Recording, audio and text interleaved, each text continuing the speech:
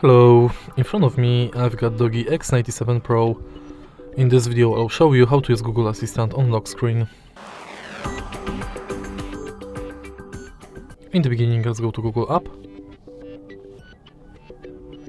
enter menu and go to settings. Go to Google Assistant, voice match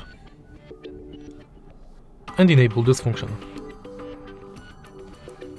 Tap next, more and agree. Again next, and now let's try it out. Hey Google. Now you are sure it's working, let's go back and enter lock screen. Also make sure that assistant responses on lock screen are enabled, and now simply lock the screen and say, hey Google, what's the weather like tomorrow? It'll be partly cloudy, with a high of 61 and a low of 46. And that's it. If you find this video helpful, please leave a like, comment and subscribe.